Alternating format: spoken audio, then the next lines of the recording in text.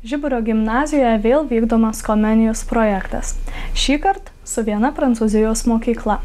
Projektas vadinasi individualus mokinių mobilumas. Praėjusių metų rudenį 5 gimnazistės 3 mėnesiams apsigyveno Prancūzijoje, o šių metų pradžioje 3 prancūzės atvyko į Lietuvą. Jos čia svečiuosis ir mokysis iki balandžio vidurio.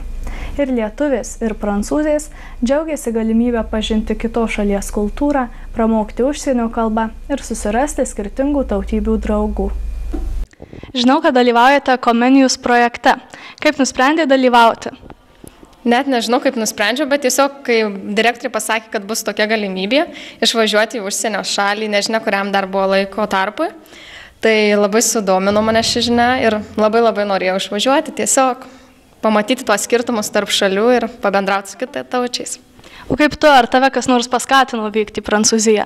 Iš tikrųjų, tai turbūt vienintelis dalykas, kuris mane paskatino, tai mano mama ir pati aš, nes arba tiesiog visa mokykla, nes mokykla skatino dalyvauti visus mokinius. Gaila, kandidatų nebuvo tiek daug, bet čia tik mūsų naudai. Taigi visos išvažiavome į Prancūziją. Ir papasakokit plačiau apie tą projektą, ką jūs vykdėt, kokias veiklas Prancūzijoje ir panašiai. Projektas vadinasi Comenius individualus mokinių mobilumas ir šis projektas buvo organizuojamas pirmą kartą visoje Lietuvoje ir užsienio kitose šalyse. Ir pagal šį projektą galima išvažiuoti į bendradarbiaujančias užsienio šalis su mokyklomis mažiausiai 3 mėnesiam arba daugiausiai 1 metams. Ir mūsų mokykla buvo laimėjo, aš tiksliai negaliu pasakyti, bet 3 mėnesiam išvažiuoti į Prancūziją ir mes sutikom dalyvauti. Ką veikėt per tuos 3 mėnesius Prancūzijoje?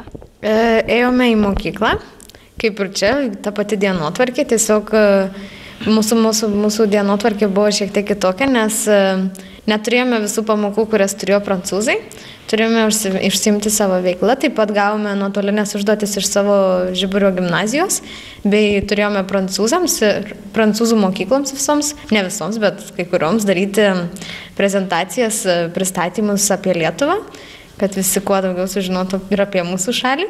Taip pat turėjome UNESCO suteiktus kursus, prancūzų kalbos kursus. Taip va.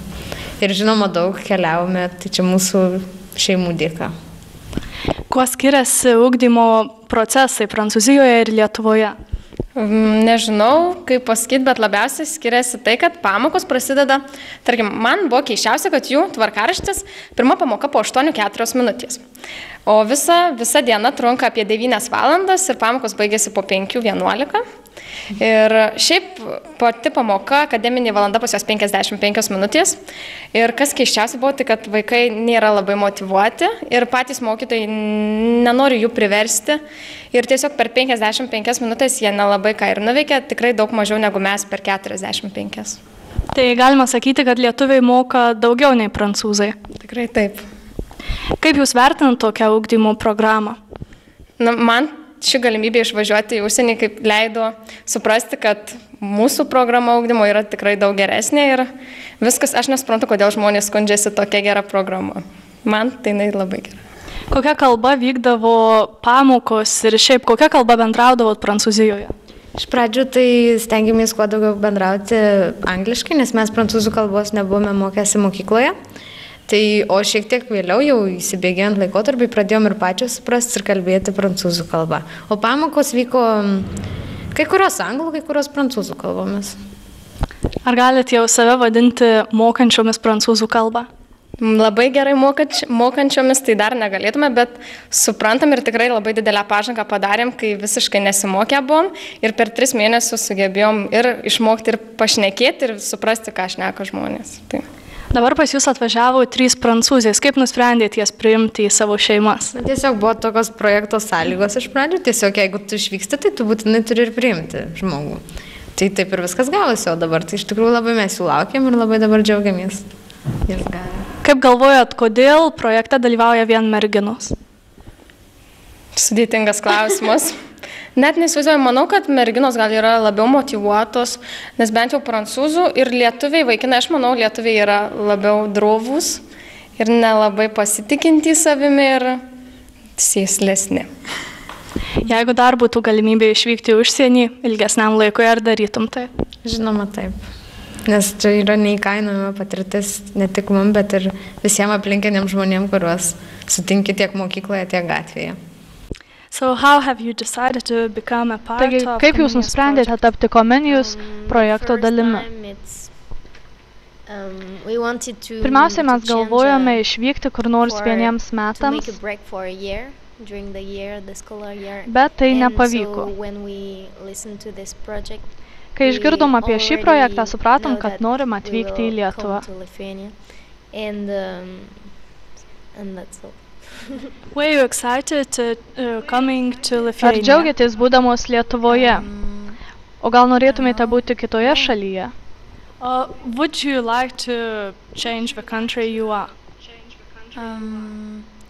No. Ne, man patinka Lietuva. Susiradau čia draugų. Aš myliu Lietuvą ir čia puikiai jaučiuosi. Since when are you in Lithuania? Nuo kada jūs Lietuvoje? Since Thursday, so 1 week just. Nuo ketvirtadienio, taigi dar tik What are your savaitė. experiences? What are your emotions? Ar here? įgaunate čia patirties, kokios jūsų emocijos? Čia labai šalta. Oras labai skiriasi nuo Prancūzijos. Mes džiaugiamės galėdamos susipažinti su jūsų kultūra ir tradicijomis. Lietuvių virtuvė ir žmonės labai skiriasi nuo What is the weather prancūzų. like in France like now? Koks dabar oras Now Prancūzijoje? Maybe minus Dabar 2, maždaug because now minus it's 2 very cold, but ir tai yra labai žema for Christmas, for temperatūra. example, it would, Bet pavyzdžiui, per Kalėdas buvo 22 laipsniai yeah, it šilumos. was plus 22 for Christmas. So it's not cold like Taigi this. ten nebūna tokių šaltų žiemų. Yeah, we don't have snow in France. Paprastai only mes in neturime mountains. sniego Prancūzijoje, tik kalnuose.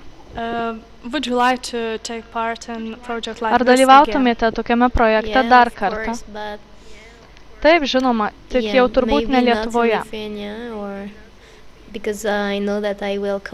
Jau žinau, kad dalyvausiu projekte ir vėl.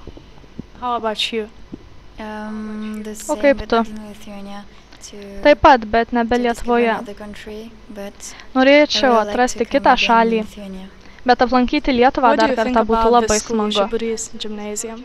Ką manote apie It's Žiburio really different gimnaziją? that our school in France, but it's Ji labai really skiriasi nice nuo school mūsų and mokyklos we Prancūzijoje. really like here. Ši mokykla itin graži ir What are mums the čia main labai differences patinka. between education systems in France Kokie yra and in pagrindiniai Lithuania? skirtumai tarp mokslo sistemų Prancūzijoje ir Lietuvoje? Valandos, tai yra pamokų laikas. Čia pamoka trunka tik 45 minutės, o Prancūzijoje beveik valandą. Mes pradedame 8 ryte ir baigiame 5 vakare. Taigi diena yra labai sunki ir ilga. Čia viskas skiriasi. Mokomės trumpiau, turime daugiau laiko pailsėti, paruošti What namų are you going darbus. to do? What actions Puiku. in Lithuania? Ką ketinate veikti To Lietuvoje? visit Lithuania and, on Friday we will Aplankyti go to įvairias Ocean Park vietas. with Elena, and Penktadienį mes vyksime į her vandens cousins parką su Elena ir jos and pusseserėmis. maybe we will skiing, yeah. Gal vyksime Visit slidinėti, apžiūrinėsime gražias vietas. Have you already visited any famous places in Lithuania? Ar jau aplankėte kelias Yeah.